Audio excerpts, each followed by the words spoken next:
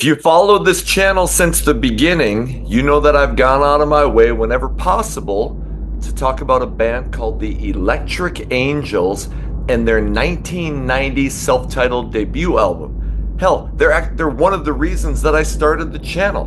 Well, I figured it's time that band and that album got their own video. So today, I'm going to review this debut album because if I don't spread the word about this band, you might as well call the channel a failure. The hair metal guru from Warren to Crew. The hair metal guru. Never forget Charlie too. Welcome to the Hair Metal Guru. My name is Anthony. They call me the Guru.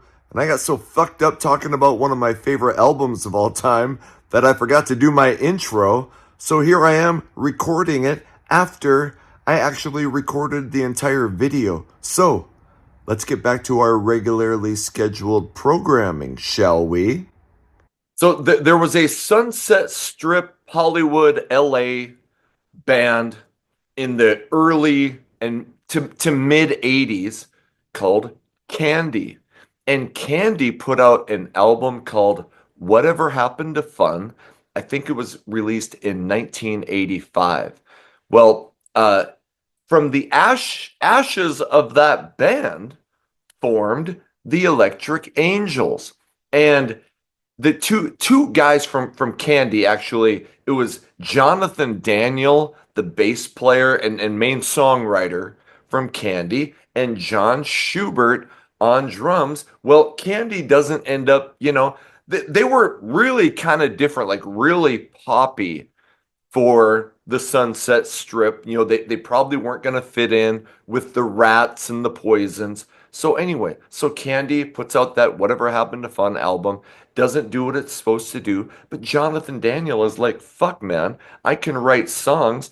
And he and John Schubert, who I'm actually in contact with because we are talking about doing an interview, and he has been in all of Jonathan Daniel's projects and is actually teaching, I think, social studies out in California now. So anyway, I'm hoping to get him on the channel to talk about the history of this band.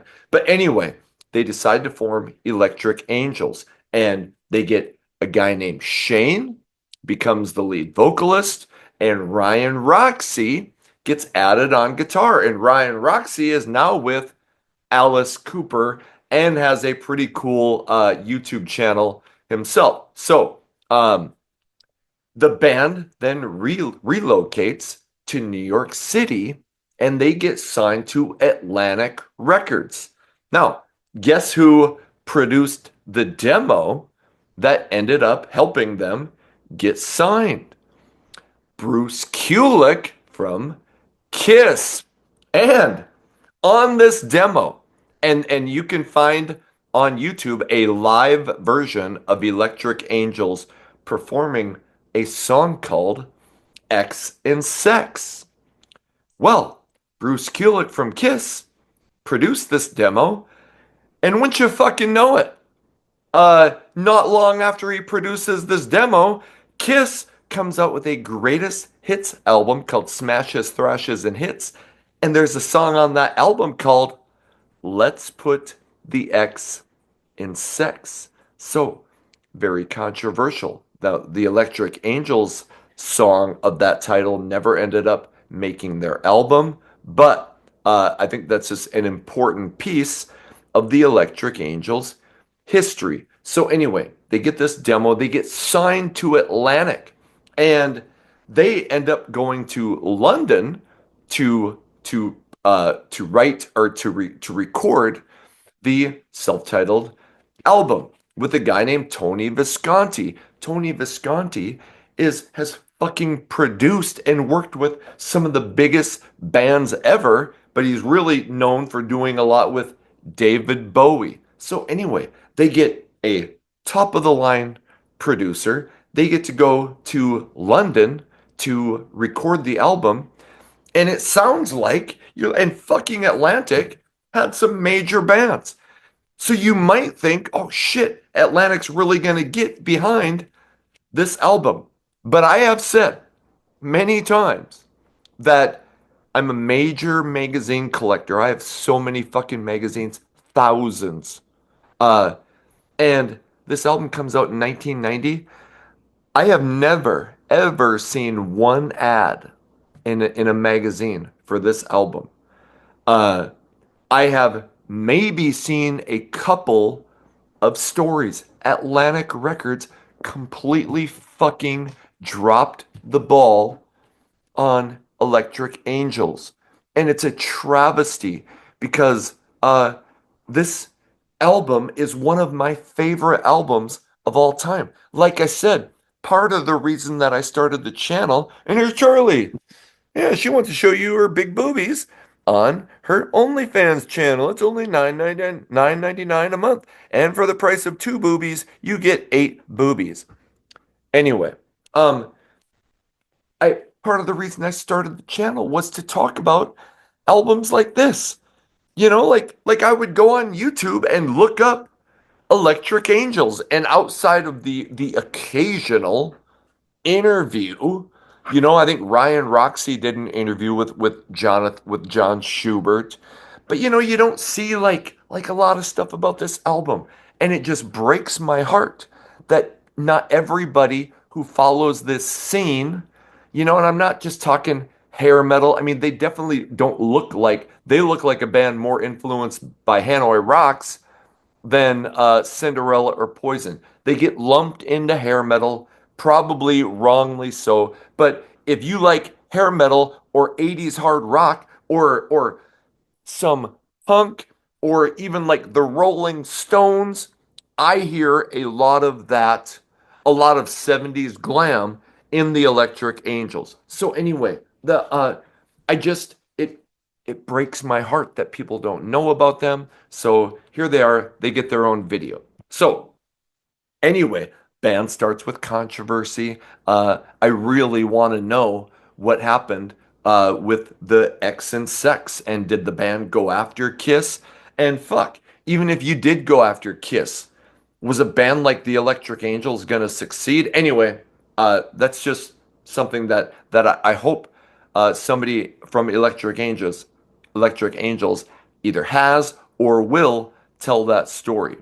So, record the album in London in 89, gets released in 90. Atlantic completely drops the ball. But let's talk a little bit about the songs. Now, I'm going to show you the back side. It actually, you know, the first side they call it Lower East Side, and the second side they call it Upper West Side.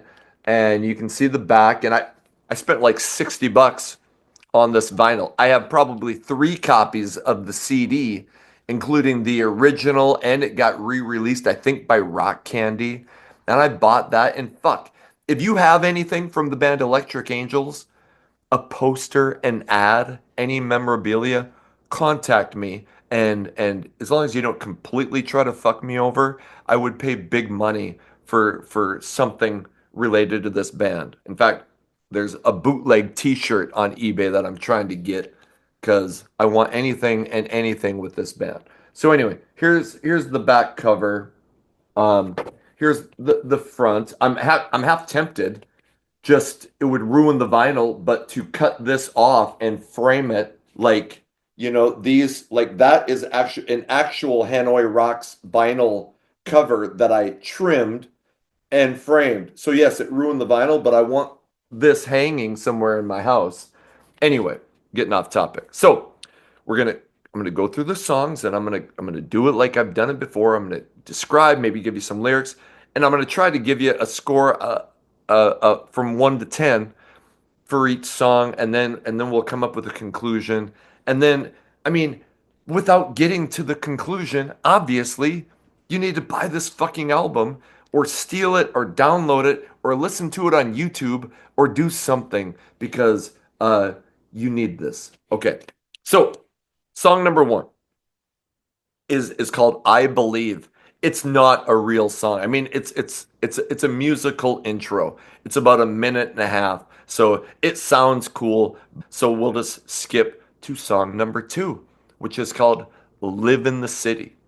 It's got and it's Ryan Roxy. Obviously, if you get the Alice Cooper gig, you can play fucking guitar. This album is full of insanely catchy guitar riffs. Um, so great opening riff in Live in the City. Lots of space in the verses after the vocals. You know, there'll be a line, space, a line, space. The riffs really breathe. And I'm assuming, you know, if Jonathan Daniels writing the songs, maybe he's not coming up the riffs, but I'm assuming he writes the lyrics and you know, and the music is basically his idea. So anyway, the riff breathes. The chorus is fucking hooky as shit, especially after the melodic breakdown after the second chorus. Amazing lyrics. I'm not gonna give it a 10, but I'm gonna give it a 9, which means I fucking love this song. I want to listen to it all the time. But, you know, to me, a 10 is like I'm sitting around during the day thinking, okay, I need to listen to that song again and again and again. Um, the last song that ranked a 10, the newest song in my life is called Gasoline by a band called The Wild. I listen to it three, four, 5 times a day. That's a 10. A 9 means that when I got this fucking album, I listened to that shit over and over and over. But, you know, maybe there were other songs where I'm like, it's not quite to this level. Anyway, so Live in the City and give it a 9. Fucking awesome. Okay, track number 3 is the first single, Rattlesnake Kisses. They only got one music video, and guess who was in that video? Fucking Christina Applegate from Married with Children. I had a huge poster of her on my wall. I probably still should. Anyway, first single, catchy drum and bass intro before Ryan's guitar comes in. And if you haven't listened to this album, it's not fucking screechy heavy metal. It's it's kind of power pop 70s glam before I would, Shane's voice is not like, wah! It's not super low, it's not super high, it's just right in the middle. Unbelievable singer. So anyway, great riff. Love the space in between the riffs. The chorus will never leave your brain, and the lyrics fucking kiss kick ass. So here's some of the lyrics. It starts off with kiss the boys and make 'em die. Get what you want in the wink of an eye. And you know the art of breaking hearts, blowing vicious kisses in the dark. And then there's a place later, I love this fucking line. Like a black widow, you mate and kill. While we were making out, you were making out my will. And then it says, hissing like a rattlesnake, missing you was my mistake. Kiss me and I start to shake. Anyway, great lyrics. I don't get tired of this song. It's a fucking 10. Okay, so you can see why it was a single. Now, track number 4, Head Above Water. Should have been a fucking single. Uh, there's a vocal intro with drums coming along. Then the guitar kicks in. It's catchy as shit. It should have been a major hit. And the lyrics on this fucking album are so far and above what your average rock band was doing in the late 80s, early 90s. Starts off with this. Well, here I am, the American dream. And then that's the beginning. Then it goes into I dream in color, but I live in black and white. It's where everybody tells me nothing happens overnight. I've been keeping my head above water, trying hard not to drown, keeping my head above water, but you keep holding me down. And I don't want to do all the fucking lyrics, but I love the lyrics of the song. So there's another part that says, some of my friends are dead. Some of them have just stopped living. Some are rich and famous, and some of us are still waiting. Amazing lyrics. Should have been a massive hit. It's a 10. Head Above Water is a fucking 10. Song number 5, Dangerous Drug. Upbeat intro that slows down and sounds like you're getting a ballad, but then it explodes again. So here's why I want to say they do so many different things in these songs. It'll be like pace changes. It'll go fast. It'll go melodic and slow. It'll kick up again. But it's like there's three or four songs in a song. How many bands could do that? Not many. So the pace changes are awesome. It's not as good as the first three songs, but I'd probably give it an 8 out of 10, which means I really fucking love it. But, it's not like I sit around all day thinking I can't wait to hear Dangerous Drug. But an 8 out of 10 is a great fucking score. Like when I get to 6 and 5, that's when you start getting into filler. 7 is still a really good rock song. This is an 8. But I just think the first three I need to play and replay more. Okay, song number 6, the first ballad. Do I need to fucking do this every now and then? The first ballad on the album, and really the only ballad, is called True Love and Other Fairy Tales. And this ballad should have dominated the charts. It's slow and acoustic. There's some orchestration over it. It's about how when you meet that someone and you fall in love, and we've all done this, you swear, oh, we're never going to get tired of each other. We're never going to become, those couples who, we're in love and then they fight and all that shit. But it always happens. That happens to everybody. When you fall in love, you swear you're not going to be that. Okay. So, amazing lyrics. It's, and I'll give you a couple, and I won't do lyrics all the time, but damn it. So it starts like this. Night after night, the neighbors would fight, and no one was right. And we'd swear we'd never be like that husband and wife. We were so naive then at 17. Yeah, we believed in true love and other fairy tales. Our bed of roses has become a bed of nails. And do you remember where you heard that line? Bon Jovi. Was it fucking Always? I think it was in Always. Anyway, Bon Jovi, I think, wanted to take these guys out on tour, but I think it was by the time the Keep the Faith album came out, Electric Angels were done. So Bon Jovi stole that. I don't know if they stole it or asked if they could use it, but that's an Electric Angels line, and Bon Jovi used it. Anyway, our bed of roses has become a bed of nails. You keep the ring and go tell everyone we failed. So much for true love and other fairy tales. Oh my God, the best lyrics. So damn catchy. It's a 10. What? We're 6 songs in, and I've got 3 fucking tens? That's unbelievable. Tens. Tens. Okay.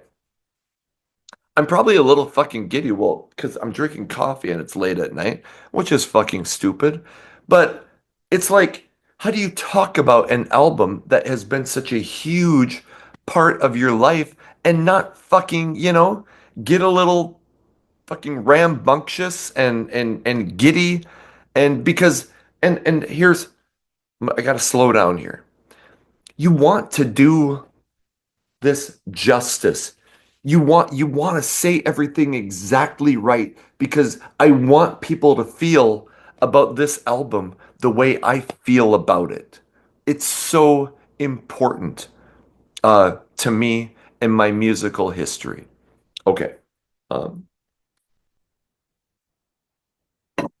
Song number 7, Last Girl on Earth. Interesting opening. Sounds kind of spacey and jangly. Then it kicks in. It kind of sounds like it could be the rock answer to the last song, True Love and Other Fairy Tales. Because it's about the end of a relationship, and he's like, okay, I'm fucking done with this chick. You met and you're like, it's forever. And then you got to that point where you're like, I didn't know she was insane and a psycho, and I hope I never see you again. So anyway, there are no songs that are not catchy as shit on this album, and this song is no different. but it's not a 9 or a 10. I'd probably say between a 7 and 8. So I'm going to give it a 7.5, which is still a very good score. Okay. Song number 8 is Home Sweet Homicide. It's got a pounding drum beat and interesting guitar riff. Shane comes in with the guitars are kind of sparse, kind of lets the lyrics hang in the air. That's just kind of what went through my mind. Amazingly catchy chorus. I'm going 8.5 because this chorus explodes, but the verses, which are fucking solid, bring it down to an 8.5. And I got to sneeze. So, and I think I'm probably subconsciously trying to not make everything a fucking 10, even though I maybe could. But like I don't want to be ridiculous. So 8.5, Home Sweet Homicide. Song number 9, Cars Crash. Cool acoustic. Kind of is can an acoustic guitar be like if it's plugged in and kind of electrified? Anyway, that's what the riff sounds like. I don't play any instruments. Then Ryan comes in with the electric guitar riff, cool, melodic, and different song. Like this is not your normal hard rock album. There's so many intricacies and like shit you don't hear from other bands, like both musically and lyrically. And I taught high school English for 12 years. I love lyrics that challenge me. I love where they don't do the usual, fire higher rhyme schemes and shit like that. And the subject matter is not just your everyday average shit. So, musically and lyrically completely different. So many pace changes in Cars Crash. Odd little sounds and parts that are added throughout the songs. So it's amazing. I'm not gonna give it a 10 because I'm like, fuck. But it's a 9.5. As close as you can get to a 10. I probably should give it a 10. So take that for what you will. And I'm going to give you just a couple lyrics from Cars Crash. Man, the lyrics in this thing. Oh, so I heard an ambulance. There'd been an accident.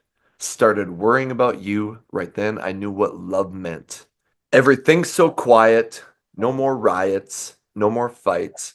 And I'm all right. But I miss you tonight. Cars crash, hearts get crushed. Nothing should ever mean so much. Fuck. 9.5 for Cars Crash. Okay. Number 10, All the Money. Again, so many different parts to this song. Slow, fast, medium, lyrical depth, catchy as shit. I'm going 9. um, and I had more lyrics, but I'm like, fuck, I know I'm overdoing the lyrics, but I can't help it. Okay? Can't help it. All right. Song number 11, Whiplash. I love the fucking intro. It sounds like a ballad right away. And then it kicks in and the pace changes.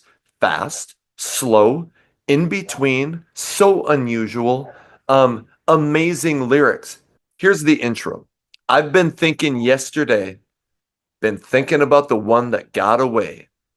She looked like Marilyn Monroe with a Mona Lisa's eyes. She became my kryptonite and left me paralyzed. That's the intro. I When I listen to that song, I probably rewind and listen to that intro part like 3 or 4 times before I let myself get to the rest of the song. And then one more. The endless summer's over. I don't need her anymore. She used to walk on water. Now she's walking like a whore. Anyway, fuck. What did I say that song was? Whiplash, 10. It's a 10. What's that? 3 tens? Unreal. Okay. 12, the last song, the drinking song, one of the catchiest songs of this entire time period. Ferocious pacing, like you hear some pianos, bouncing along. Great guitar riff. You will not be able to stop moving or tapping your feet or doing something unbelievable. So, okay, a couple more lyrics. Well, it's another rainy night and I'm drinking and driving. Don't care if I wreck, and I'm thinking about dying. Then I woke up sober, realized it was over. I'm a little upset, but I ain't crying. 'Cause I never really loved you. I just drank too much. Un Oh my God. It's a 10. It's a 10. So, what there are no filler songs on this album. The lowest score I gave was a 7.5, and there was only one. So there's only one score below an 8. So let's just I got to remind myself. Let's review. Okay, besides I believe, which was the musical intro. Live in the City, 9. Rattlesnake Kisses, 10. Thumbs up. Head Above Water, 10. Dangerous Drug, 8. True Love and Other Fairy Tales, 10. Last Girl on Earth, 7.5. Home Sweet Homicide, 8.5. Cars Crash, 9.5. All the Money, 9. Whiplash, 10. Uh, and The Drinking Song, 10. So I like again, it's an album like this, and there are others, okay? But I don't this is maybe the most original and different for the hard rock albums of this period. I talk about the band Sleaze Bees, and I love the Screwed, Blued, and Tattooed album. But you're like, it's just a great straight ahead hard rock record. There is nothing straight ahead and ordinary about this album. So, um, and $20 says before I publish this video, I'm gonna think about it and go, shit, did I make sure people understood how great this fucking thing is? Because I don't want to put this video out and not make that understood. So, anyway, I think obviously, I mean, how many albums have I talked this way about? Not many. So, this is easily in my top 10, and I know, they probably don't like to be called hair metal, but probably my top 10 albums of all time. And yes, if you love hair metal or 80s hard rock or rock and roll, period, you will love this album. So, what happened? That's why I want to interview everybody in the band. And so Ryan Roxy, he's probably too big. He plays with Alice Cooper. He already has his own channel. So, but hey, if and I would venture to guess maybe he'll see this. Ryan, I would love to have you on the channel to talk about this period of your life. Jonathan Daniel, the bass player and songwriter, is a major music manager. I think he does like Fall Out Boy. I think maybe even like Courtney Love. So if I'm wrong, somebody can correct me in the comments. Is like a major big shot in the music industry. Shane, okay, Shane and I are friends on Facebook, and I've asked him, and we've chatted quite a bit actually, and he's a super fucking nice guy. But, like he doesn't do big interviews. I've looked, so I would love, and I've told Shane many times, I would love for him to come on and talk about this album. And John Schubert, the drummer, he and I are talking, and I think that will happen because I want to know the history of this band and what they think happened. Obviously, Atlantic fucked this band and this album. So here's some stuff I know, some stuff I got online, some stuff I've gotten through research. They did tour with Danger Danger, and according to Grok on X, apparently they played with Ace Frehley. I don't know how many shows. Apparently they played with Icon. Apparently they played a show with Mother Love Bone. Um, but obviously the album fails because there was no money put behind it. So I think they broke up in 92. Ryan went on, obviously, he played with Gilby Clarke and then later Alice Cooper. And then I told you what the other bands. John is apparently teaching. Shane, I honestly don't know what he's doing now, but they did apparently start writing songs for the second album, and that got put out later, and I have it. And what the fuck is it? Is it called? I think it got put out by Rock Candy, and now I'm gonna go look and make sure I find the fucking name of it. Well, there was okay, so there was something called New York Times from 1992, and this is Wikipedia. And then I think the album that I'm talking about, the unreleased album, is called Lost in the Atlantic. Um, and I've listened to it and it sounds good, but it's obvious they didn't get the time and their production. In fact, I don't know that the band wanted it released. So it's, you listen to it and you're like, it's not what you hear with this. So I'm sure the band wishes that it had gotten, the time to tinker and fix and have it produced. Anyway, after this project fails, Shane, not Ryan, Shane, John Schubert, and Jonathan Daniel did get put out an album with a project called The Loveless. And the album was called Tales of Gin and Salvation.